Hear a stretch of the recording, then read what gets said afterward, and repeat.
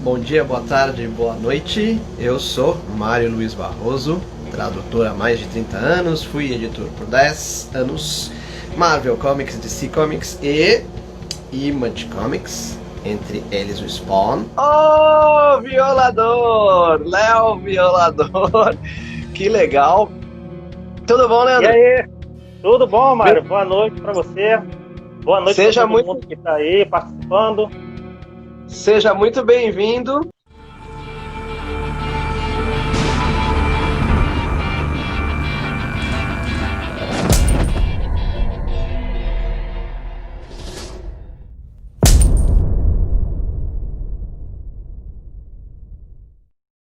Certo?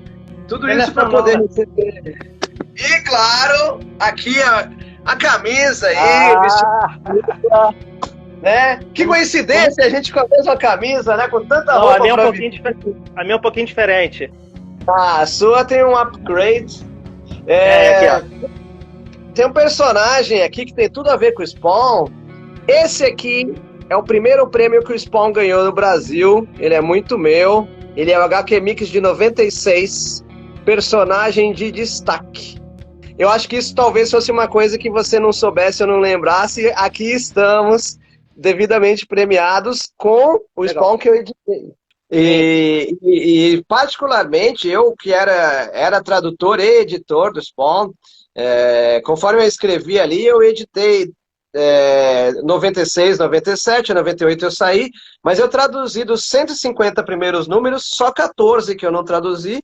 Eu traduzi do Uhum. 1 até os 60, mais ou menos, aí depois o Fernando Bertacchini traduziu 10 e o Leandro Luiz de Delmanto 4, Sim. mas aí eu fiz mais alguns para a editora Pixel. Escuta, a grande verdade, eu não vou esconder para ninguém, é que nessa altura do campeonato você sabe muito, muito, muito mais sobre o Spawn. Você e o pessoal do Spawn Brasil. A gente não pode esquecer o André também, né? Uma figura tão marcante aí fazendo as edições do Spawn, preparando para o YouTube e assim por diante. Uhum. É, Você pode recapitular para a gente, no Brasil, onde o Spawn saiu, quais editoras e mais ou menos de que número a que número foi em cada editora? Talvez alguma curiosidade de cada editora, assim? Então, vamos lá. O Spawn ele começou a ser publicado pela editora Abril, né? Onde você foi o primeiro editor e tradutor, então é o pai do Spawn aqui no Brasil, né?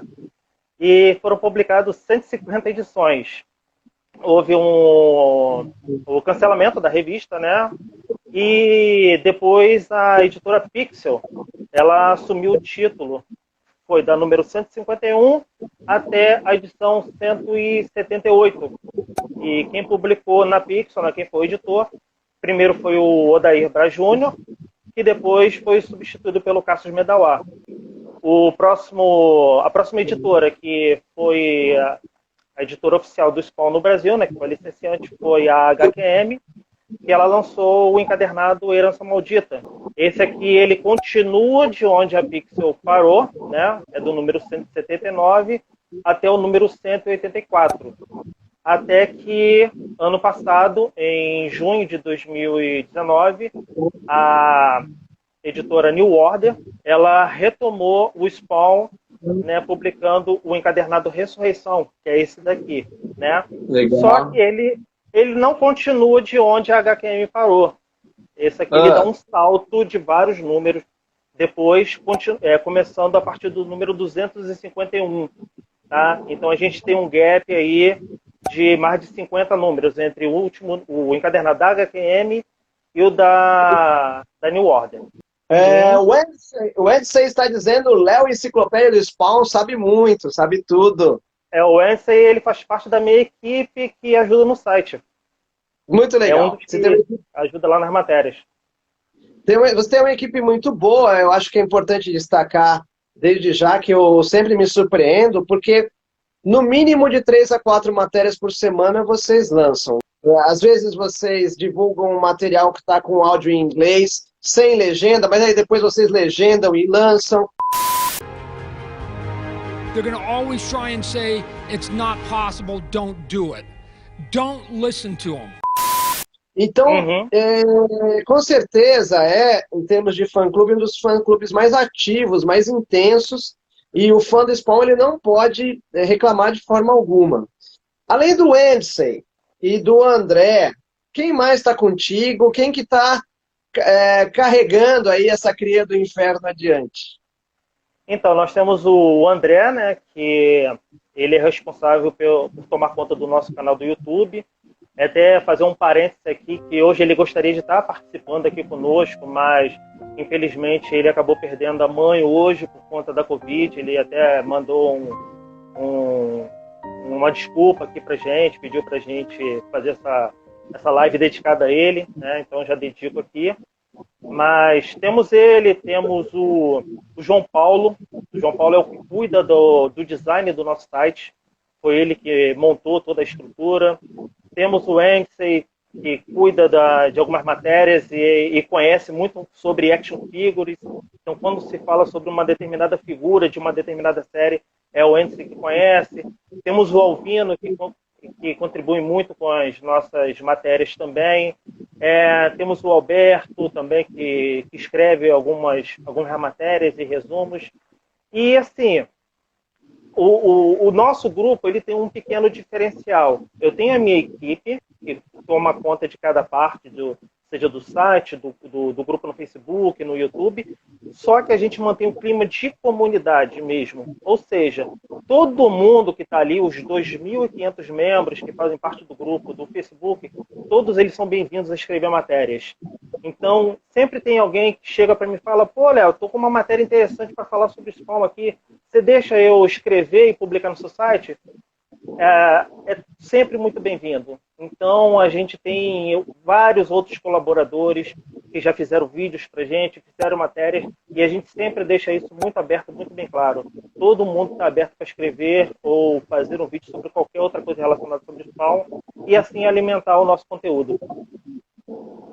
Já que você falou do André, obviamente fica aqui os meus sentimentos, não é muito chocante, né? Assim, não é fácil eu perder uma pessoa tão próxima assim. Então fica aqui realmente dedicada essa live a ele. Você tem essa equipe hoje e eu sei que vocês já existiam na época do Orkut. Afinal, Isso. desde quando vocês existem? Como é que foi a fundação? Você não estava na fundação, mas herdou de alguém? Como é que foi isso aí?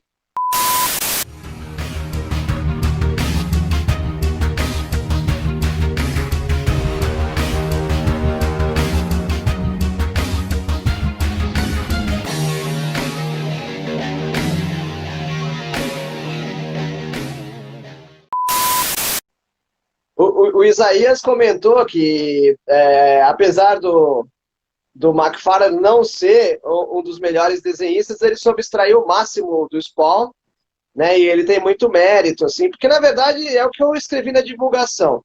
Teve filme em 97 com um orçamento que incluiu trabalho da ILM, a Industrial Light and Magic, do George Lucas, simplesmente, imagina em 97. Então a ILM estava em alta, é só para terem uma noção de dimensão, não que a ILM tenha diminuído, mas é para mostrar que já naquela época era o que de melhor poderia se obter.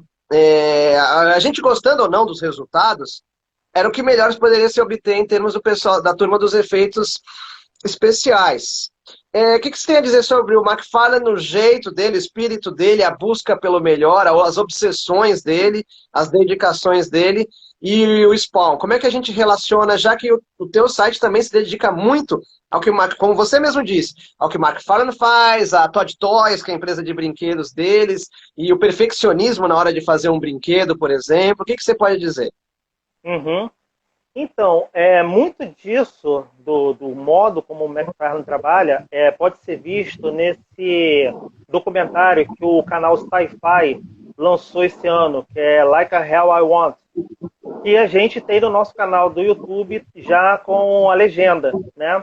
E lá ele mostra exatamente como que foi todo esse processo de transformar o personagem dele, que ele criou quando tinha 16 anos, nessa potência industrial, né?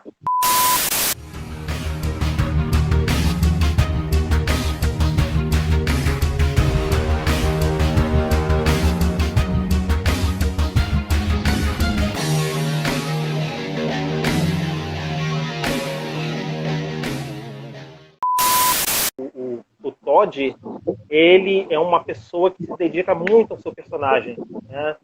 Então a gente pode tirar pelo que está acontecendo hoje em dia. Mais do que nunca ele está tentando colocar o Spawn em evidência. Seja em videogames, seja no filme que já está virando até uma saga, né?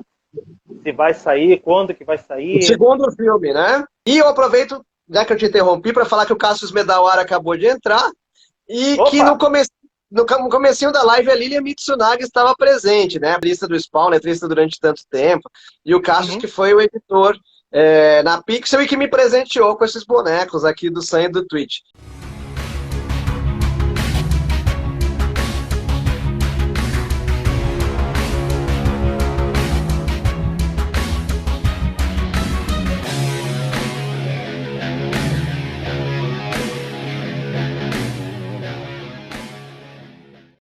Escuta, aproveitando que a Lilian está do outro lado agora, e talvez o Cassius esteja aí, se ele não estiver, que ele possa assistir depois, você poderia dizer um pouquinho da importância que a Lilian tem para o Spawn e para os fãs do Spawn, e também o Cassius, um pouquinho da importância que ele tem, né? Porque dá 1000 lives para falar de cada um, mas se puder falar um pouquinho de cada um, já que eles estão nos agraciando com sua presença.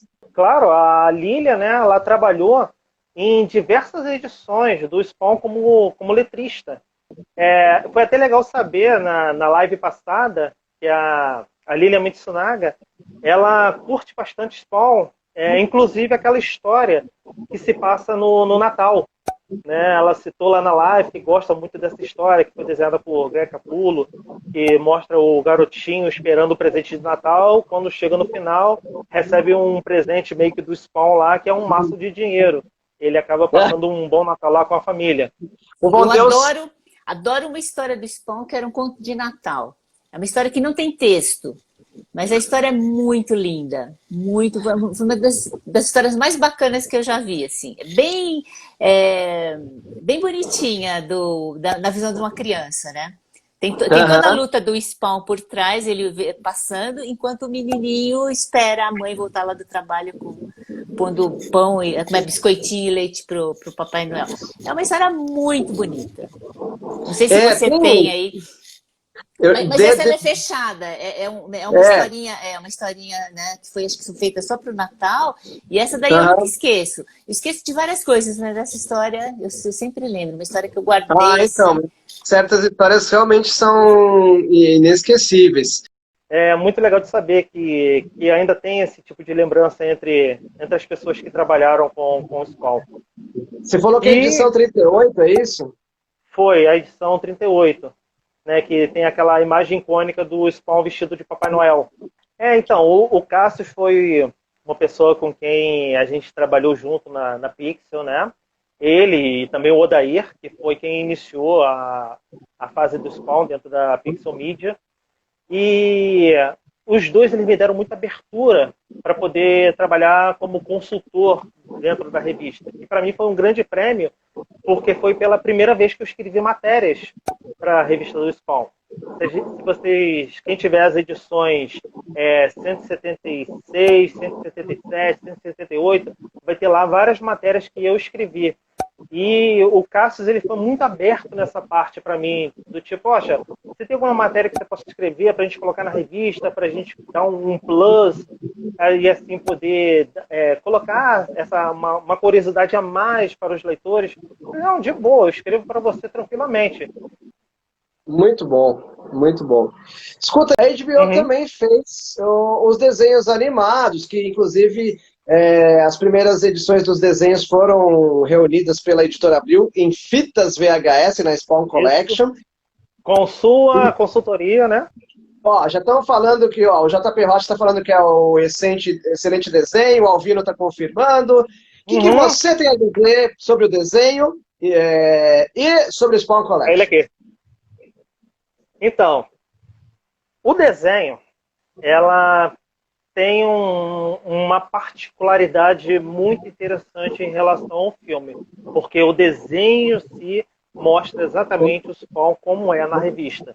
Tá?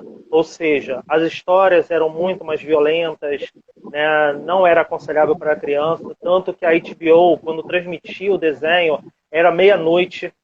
tá? Então não era acessível ao público infantil. E foi um marco interessante porque toda a animação dela, ela foi muito bem feita, as histórias, apesar de serem adaptadas da revista, tiveram uma trama um pouco diferente. Então, é um desenho que ganhou vários prêmios. Acho que ele ganhou até um Emmy na época, como melhor animação. E é um desenho que, inclusive, é atemporal. Se a gente pegar ele hoje, né, 20 anos depois, ele continua bem atual, porque tem temas sobre drogas, sobre violência infantil.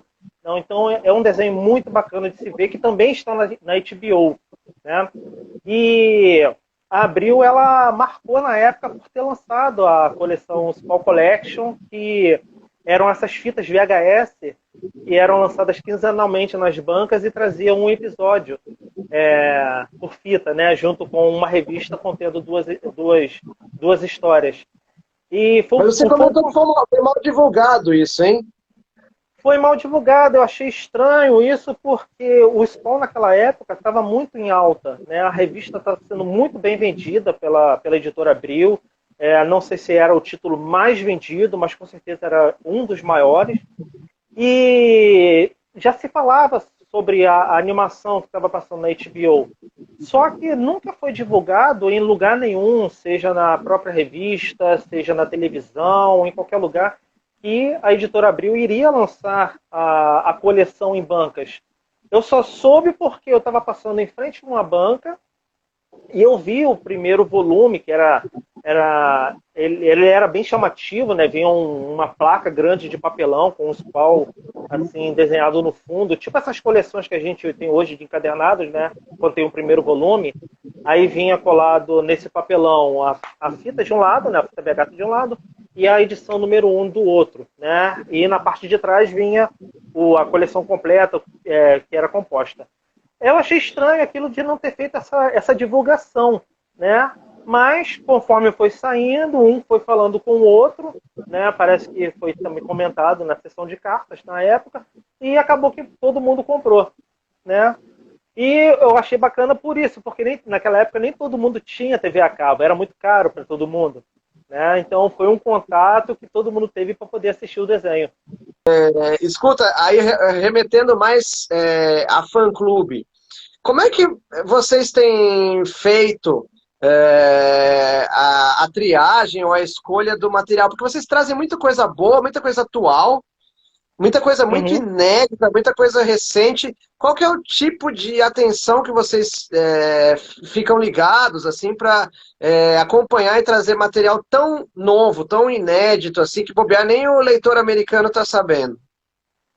A gente está no momento assim em que o Todd McFarlane ele está de uma forma que está se autopromovendo de uma forma absurda, né? Talvez seja para poder alavancar o projeto do filme dele. Então, assim, toda semana ele consegue nós conseguimos alguma coisa nova dele, seja uma nova action figure, seja alguma coisa relacionada às próximas edições. Então a gente consegue, eu com minha equipe, estamos sempre consultando alguns sites americanos, sites de notícias, o próprio McFarlane.com, que é o site dele, sobre essas novidades. Então, assim que sai, a gente já busca esse material, fazemos a adaptação, enxugando, né, colocando apenas o necessário e publicamos no nosso site. Aí daí nós fazemos toda aquela divulgação através das redes sociais, só que a gente procura sempre colocar essas notícias para poder chamar essa atenção. E quando não tem uma notícia de novidade, aí nós buscamos as curiosidades, que é outro ponto que é interessante da revista. Porque um chamariz que o Spawn tem é que ele traz muita referência de outras culturas, né? Então a gente consegue buscar ali coisas de filosofia, de literatura, sobre outras religiões, mitologia. Então apareceu um personagem novo que é relacionado, sei lá, com mitologia grega. Então a gente busca sobre toda aquela origem, o porquê que aquele personagem é assim, e a gente acabou publicando no nosso site.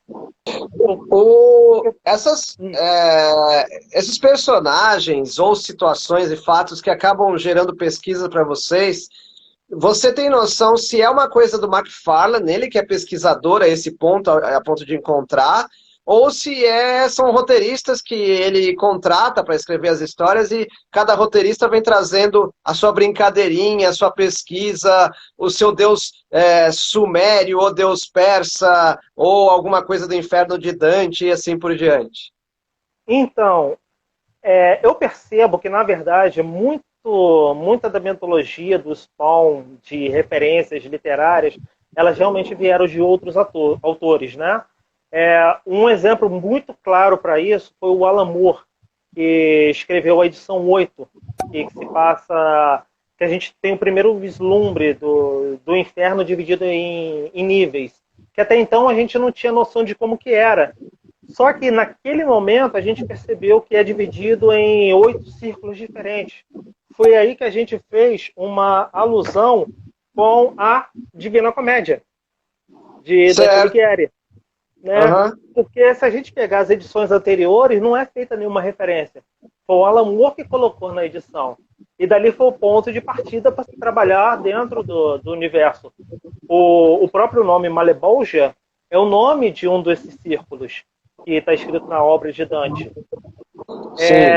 E outros autores acabaram contribuindo também com esses conteúdos que são bem enriquecedores. Não que o Todd também possa ter tido algum tipo de introdução de algum personagem, né? Isso a gente não fica sabendo. Mas esses pontapés iniciais, né, principalmente o Alan Moore, junto com o Neil Gaiman, eles deram esse monte de informações para a gente que foi muito enriquecedor nas edições futuras. E isso foi muito bacana. Escuta, já que você falou no Neil Gaiman, para as pessoas que... É claro que assim, quem pertence ao Spawn Brasil, pelo menos sabe a história de trás para frente, mas...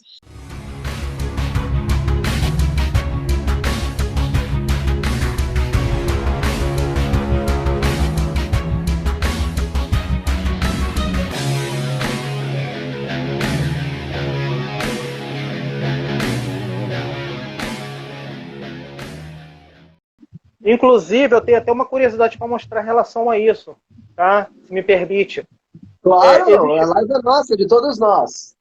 Existe um livro que não foi lançado no Brasil, que é esse daqui, The World versus Todd McFarlane. Tá? Esse livro aqui, ele é feito por um autor chamado Daniel Bess, que ele é um blogueiro, tá? Especializado em causas no mundo dos quadrinhos. E ele viu que tinha tanta coisa do McFarlane que ele acabou pegando todas as postagens que ele fez no blog dele e transformou no livro. Então tem um capítulo dedicado totalmente ao Neil Gaiman, o capítulo todo do Tony Twist, toda a história do Miracle Man. Infelizmente não tem no Brasil, mas ele pode ser adquirido no site da Amazon Brasil, mas ele é todo em inglês. É uma coisa bem bacana para quem quiser saber todas essas histórias judiciais que o Todd se envolveu. Além do próprio universo dele, que outros universos o McFarlane abraçou?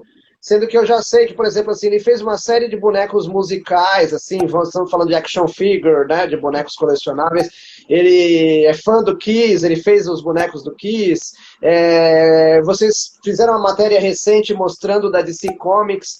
Que outros universos, a Todd Toys, ou não sei que nome hoje esteja sendo usado, se ainda é Todd Toys, que outros universos ele abraçou? Então, para começar, né, inicialmente chamava-se Todd Toys, tá? Mas por um problema que existia uma outra empresa de brinquedos com um nome parecido, o Todd ele teve que trocar o nome. Teve esse problema, aí rapidamente ele trocou e hoje chama-se McFarlane Toys. E, inicialmente, ele focava na produção de personagens não só do Spawn, mas de todo o universo da Image, né? Então, ele produziu figura do Youngblood, do Savage Dragon, do Shadowhawk e por aí vai. Com o passar do tempo, ele começou a adquirir licenças de outros personagens do cinema, da televisão, da música e assim por diante. Então nós já tivemos séries do Kiss, né? Inclusive a McFarlane Production produziu a série Kiss Psycho Circus, que a Abril também publicou no Brasil, né, em forma de minissérie. Né? Ela foi lançado lá fora essa série. Nós tivemos figuras baseadas também em vários jogadores de hóquei, de basquetebol, de beisebol. Atualmente, McFarlane Toys também está produzindo muitas figuras fantásticas da DC Comics. Ele fechou um contrato assim, muito grande para produzir diversas figuras da DC, seja da série normal, né, seja da Animated Series, seja dessa série Batman Metal Knights. Então, aos poucos, ele está criando um grande leque de figuras baseadas em diversos universos diferentes. Existe uma série muito bacana que não teve mais sequência, que foi acho que é Maniac Monsters, uma coisa assim, que era baseada em monstros do cinema. Então a gente tinha a figura do Jason Voorhees, tinha do Fred Krueger, tinha do Chuck, tinha do Frankenstein clássico, até figura baseada na Bruxa de Blair, que nunca tinha aparecido no filme. Ele meio que imaginou como ela seria e criou uma figura também. Essa série foi muito bacana de ser criada. Eu lembro também que uma série legal que ele criou foi a primeira série do Matrix, que tinha a figura do Neo, tinha da Trinity, tinha do Morfeu. Então ele criou várias figuras que acabou se tornando muito uma tendência para outros fabricantes, que tentaram copiar a forma como ele criou em relação a detalhes. Olha só o Alvino, cara, ó. Game of Thrones, Harry Potter, que mais? Deixa eu ver aqui. Game of Thrones, Harry Potter, Mortal Kombat, Stranger Things. Isso, a do Mortal Kombat, inclusive, tem a própria figura do Spawn baseada no jogo do Mortal Kombat. Poxa, isso eu soube recentemente. Me conta. De games, ele tem mais ou menos o que? Uns 6, 7, 8 videogames, mais ou menos, dele, e tem uma inserção do Spawn dentro do Mortal Kombat. Como é que é isso?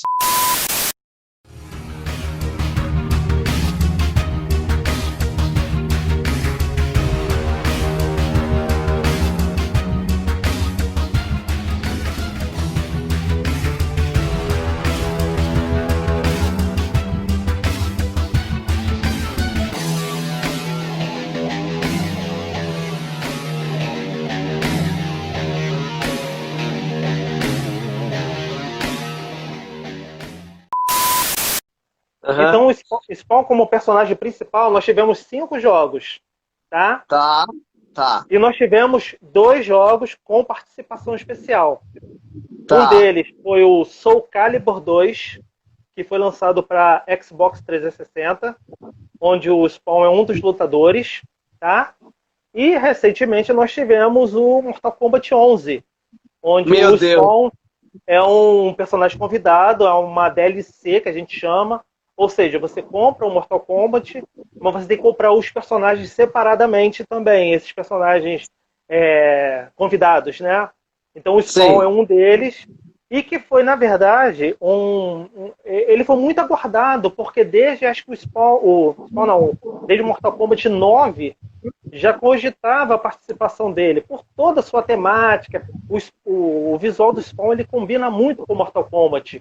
Então, quando foi anunciado em 2018 que ele iria participar, e em 2019 tivemos essa confirmação, foi uma loucura entre os fãs. E hoje é considerado, inclusive, para quem não conhece Spawn, como um dos melhores personagens para se jogar no jogo. Né? E ele joga de capa ou sem capa? Com capa, tanto que a capa é uma das armas dele, inclusive, para poder detonar os inimigos. Um dos fatalities dele é sanguinário até demais quando ele usa a capa. Então, voltando para os quadrinhos, considerando que a gente já passou dos 300 números, o que você poderia destacar do 1 ao 100 do 101 ao 200 e do 201 ao 300. Quais são os grandes destaques, assim, o que chama a atenção de 100 em 100 números para quem estiver olhando de longe? Vamos lá. A primeira fase que a gente chama, que é da edição número 1 a número 100, ela é considerada a mais querida de todos os fãs. Tá? Isso porque a gente teve talvez a melhor dupla que trabalhou no Spawn até o momento, que foi Todd McFarlane no roteiro e Greg Capullo nos desenhos. Isso destacou muito esses 100 primeiros números. Além da gente ter tido vários arcos memoráveis. Um deles, por exemplo, foi na reta final para a edição 100, que a gente teve o que a gente chama de saga de Urizen, que foi quando o Spawn e Angela lutaram contra o Urizen, que era um ser vindo do inferno, chamado de Deus Negro, e que veio para a Terra para trazer o Armagedon. Então, foi a maior batalha que o Spawn teve. Por um momento, a gente achou que ele estava sendo morto, mas não foi. E tudo culminou depois na edição 100, que foi quando tivemos o clímax de toda a história do Spawn até então, que foi a morte de Malebolgia e a morte da Angela. Tá? Já do 101 ao 200, já tivemos aí arcos bons e arcos ruins. Né? Vamos subdividir, então, da 101 a 150. Tá? Que foi a saída do Greg Capullo e a chegada do Angel Medina. Aí, a partir do número 51, Angel Medina sai, chega o Philip Tan, que é um artista que tem uma arte um pouco mais sombria. E ele chegou justamente numa fase que é muito bem lembrada pelos fãs, que foi o Armagedon. Que Sim. Foi o ápice da história do Spawn, que era justamente o Spawn tentando deter o fim do mundo. Certo. Então, todas aquelas profecias que a gente estava vendo desde a primeira edição, o reloginho que estava ali decrescendo aos poucos, ninguém sabendo direito o que estava acontecendo, estava tudo se direcionando justamente ao Armagedon e ao momento em que o Spawn teria que deter todas as catástrofes que estavam acontecendo na Terra. Né? E depois do Armagedon, começa uma nova fase. O Spawn ele detém o fim do mundo, a Terra é recriada, e aí sai o Philip Tan, entra o Brian Harbelin, que tinha uma arte assim voltada mais para o realismo. Não o realismo no caso do Alex Ross, mas os personagens não eram mais tão caricatos. Né? O Sam Twitch, por exemplo, o Sam e o Twitch, né, os detetives, não tinham mais aquela aparência meio cômica, já eram personagens mais sérios. Né? A gente chama isso de fase noir, porque era uma fase bem mais sombria. E isso aí se encaminhou até quase chegando à edição 200, que é onde começou a fase chamada de Endgame. Tá?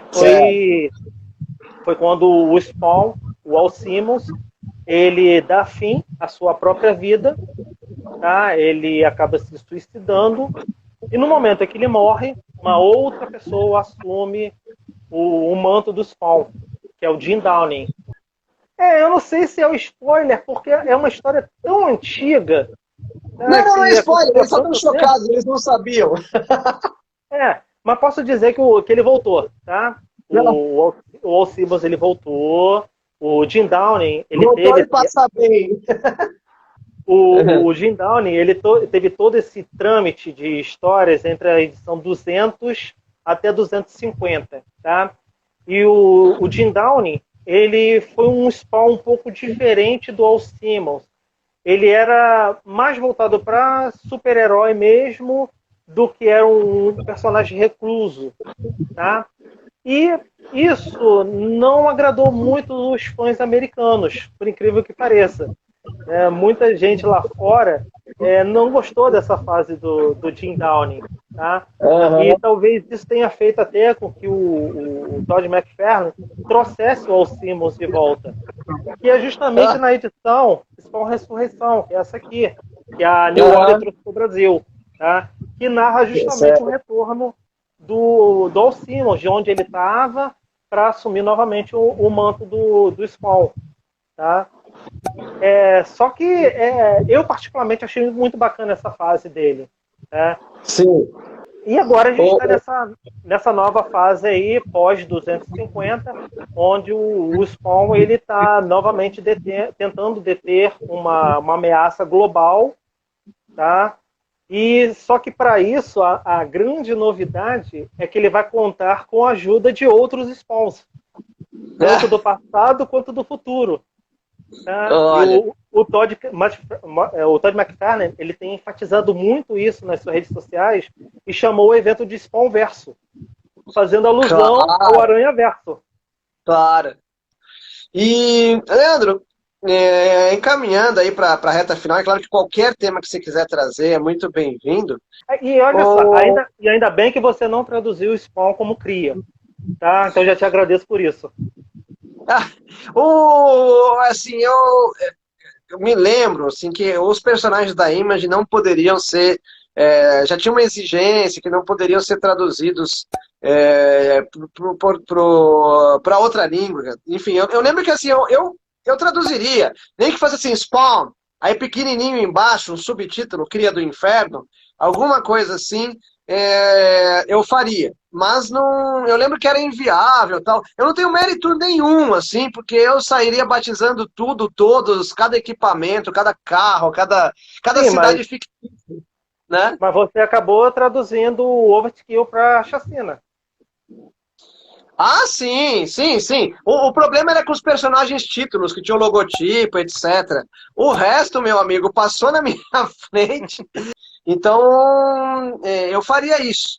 Né? Tanto que o filme ele teve esse subtítulo, né? Só que botaram como soldado.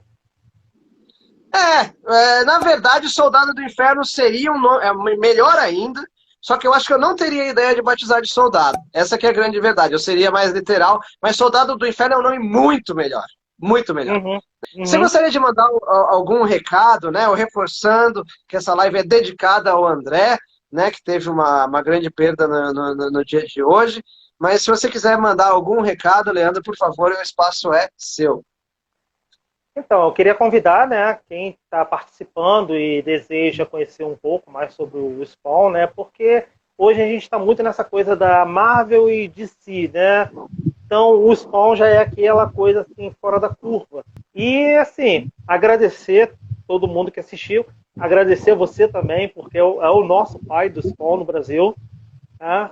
Porque talvez sem você a gente não teria aí a nossa revista publicada e apesar de estar um pouco sumida aí entre os fãs, a gente continua mantendo essa chama. E agradecer também por esse apoio que está dando para a gente, né, de estar elogiando as nossas matérias, porque a gente tem o nosso tempo corrido, né, a gente tem o nosso trabalho, tem a nossa família, mas a gente sempre busca assim, um espacinho no nosso tempo para criar essas matérias e poder presentear os fãs. Então, obviamente, assim, eu fiz o que eu pude ali, eu não tive um poder de decisão tão grande, porque eu nunca fui o homem do dinheiro para chegar e pagar o McFarlane, por exemplo, né? Mas eu dei o melhor de mim ali, primeiro como editor e muito como tradutor, mas é uma alegria, um orgulho que eu tenho, um dos vários orgulhos que eu tenho nos quadrinhos, sim, ter trabalhado com o Spawn e ter tido a oportunidade de ser o primeiro editor e tradutor, e eu gosto de acompanhar agora todo esse material, agradecendo ao pessoal aí que está aqui, o Vinícius Leão, o professor Luiz Araújo, o Gu e o JP Rocha, que estavam perplexos com o pseudo-suicídio do Al Simmons, o Alvino, que é uma figura fantástica, eu tive o prazer de conversar com o Alvino, com você e com o André, que por sinal é um vídeo que vocês colocaram lá no canal do YouTube, não é isso? Sim, ou ele já foi postado. censurado, a minha pessoa já foi cancelada, como dizem aí nas redes sociais. Tá ad eterno, né? Post-mortem, né? Fazendo referência ao nome que você criou também. E falando do post-mortem, né? Pois é, né, cara? Eu batizei, pra mim foi tão óbvio, né, que, assim, cara, é tão ruim, mas assim, sem nenhuma babaquice, porque não era o nome da sessão de cartas da revista do Spawn. Eu lembro que eu não, assim, eu não gostei, eu não ia deixar em inglês, também não queria traduzir. E aí eu pus, poxa, post-mortem, né? Que é post-mortem, é latim, é muito usado, não é um termo tão desconhecido assim. E ao mesmo tempo, post de latim, de posterior, e post de inglês, de postagem, de correio e assim. E assim, mas veio muito rápido, assim, eu não fiquei pensando, foi um estalo. E eu fico feliz que vocês tenham gostado. E depois você me mostrou uma revista. É a revista do McFarlane com o Kirkman, que tem o título da sessão de cartas, é isso? Isso, é a Haunt. É a sessão de cartas da revista Haunt, ela se chama Post-Mortem. E eu tenho uma informação que talvez você não saiba, talvez eu tenha esquecido de contar no passado, mas quando a revista voltou no Brasil pela Pixel, o Odair, ele manteve a sessão de cartas com o nome de Post-Mortem. Maravilhoso. O Odair é uma figura assim, não porque tenha mantido, ele o volta e meia, eu e ele gostamos, por exemplo, de Bruce Springsteen, né, nos nossos gostos musicais e tal. Volta e meia a gente conversa e ele realmente é uma figura fantástica. Que bom, eu fico muito feliz, até lisonjeado que tenha mantido assim, porque é como se dissesse, não, mas é uma boa sacada. Para ver como que o nome ele pegou de um jeito que acabou transformando num nome muito importante para os leitores, né? Cara, fico muito feliz. Obrigado, Leandro. Tudo de Valeu. bom. Tá bom? Tchauzinho, aí o adeus do violador. Eu despeço aí, então, com a informação que você não tinha. Spawn, personagem de destaque como troféu HQ Mix 96, o ano que saiu. Então, o Saci Pererê tem algo em comum com o Spawn, além das assombrações. Fica aí de presente para o pessoal do Spawn Brasil para gerar essa curiosidade aí, mais uma informaçãozinha. Muito bom. Tá bom? Tá ok, então obrigado pelo espaço, um abraço e agradeço a todo mundo que acompanhou. É isso aí, eu também agradeço, um abraço a todos. Tchau, tchau, pessoal. Tchau.